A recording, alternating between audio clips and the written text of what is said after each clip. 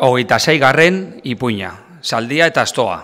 Zaldi eder bat, guztia apaindua, katea, zilarrezkoz, jarleku, ugal eta hanka estalkiz urrez bitxitua.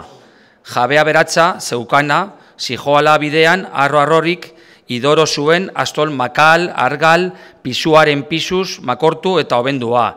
Eta atxetik, makilada, gogorrak ematen zizkiana, hasta zain, erruki gabeak.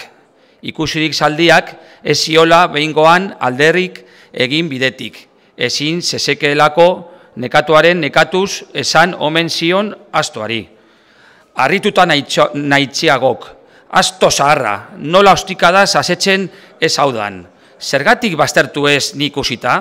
Zergatik egon aiz geldi bazter batean ni garo artean? Nor naizela ustedek?